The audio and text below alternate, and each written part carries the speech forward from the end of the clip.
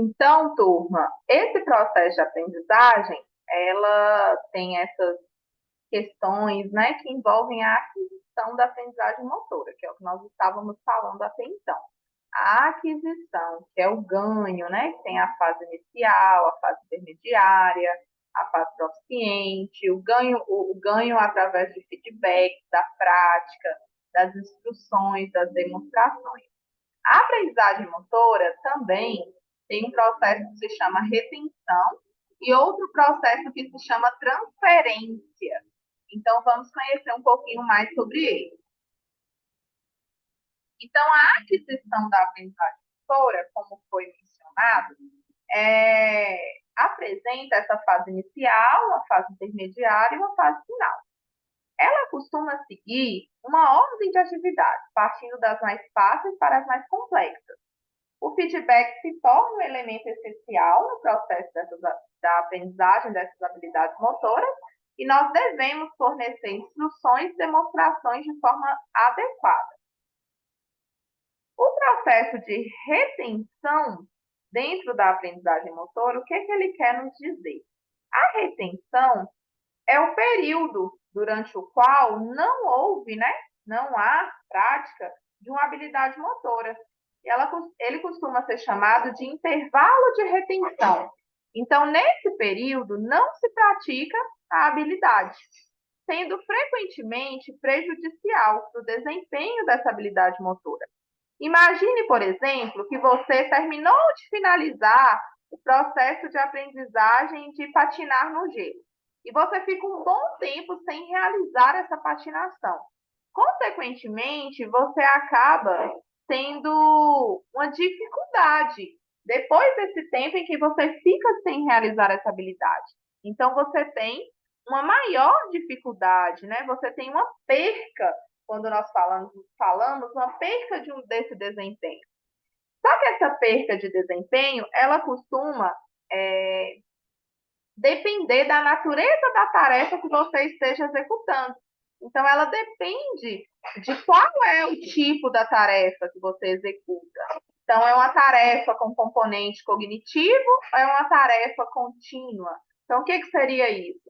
Componente cognitivo que envolve algum nível de atenção, que envolve uma maior, que necessita, né, de uma coordenação maior entre o motor e o cognitivo. Então, por exemplo, eu vou pedir para você correr falando as letras do alfabeto. Envolve os dois tipos de atividade, motora e cognitiva.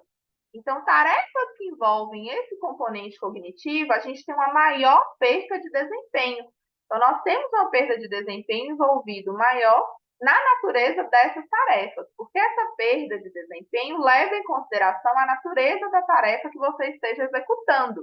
Então, se for tarefas com esse componente, que exige de vocês uma atenção, processamento de informação, além do motor, né? Então, eu peço para vocês fazerem uma patinação apagando luzes de uma sala. Então, isso envolve a atenção, a coordenação, os aspectos motores e do cognitivo. Agora, essas tarefas contínuas, que costumam ser mais padrões motores, como andar de bicicleta, andar de patins, por exemplo, a gente fica muito tempo sem realizar essas ações.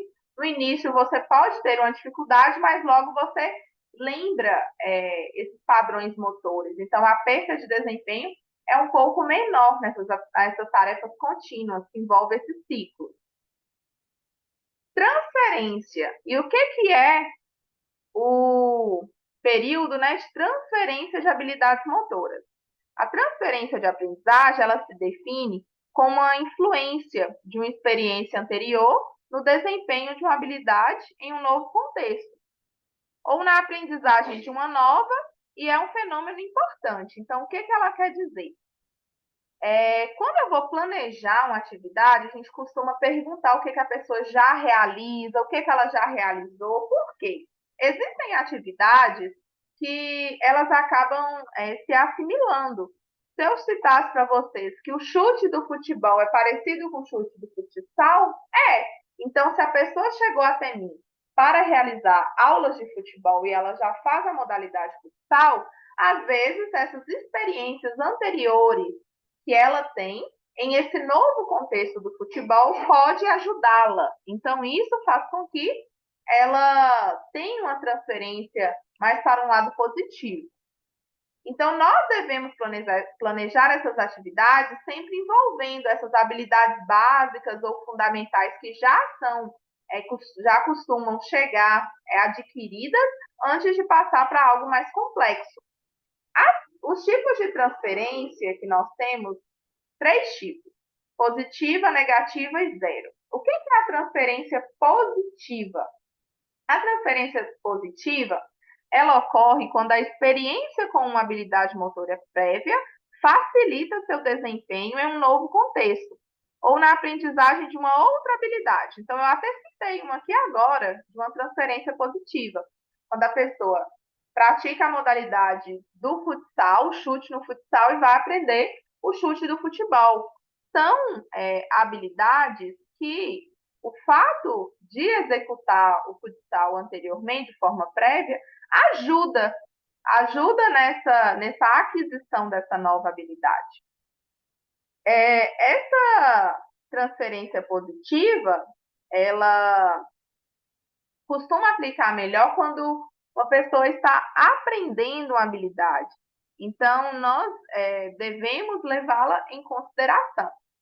Transferência negativa. Transferência negativa é quando uma aprendizagem motora, ela faz com que a experiência que você tem com determinada aprendizagem motora impossibilita seu desempenho de aprender uma nova habilidade. Então, exemplo, a pessoa dirige um carro há muitos anos e esse carro apresenta 5 marchas.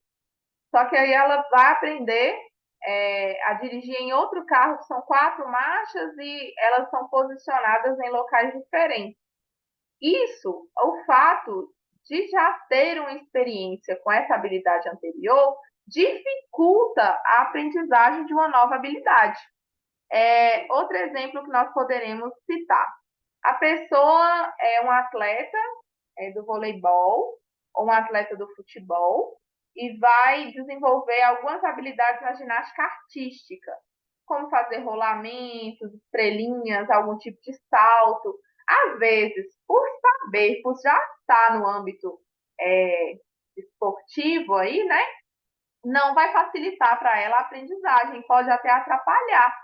Já tem um certo mecanismo e isso dificulta a aquisição de uma nova habilidade. Então, a positiva, ela ajuda e a negativa pode complicar, pode atrapalhar essa aquisição. E a transferência zero, como o nome mesmo nos ajuda aí a lembrar, ela ocorre quando a experiência com a habilidade ela nem influencia o desempenho em outro contexto ou na aprendizagem de uma outra. Então, ela nem influencia e nem influencia, né? Então, quando você tem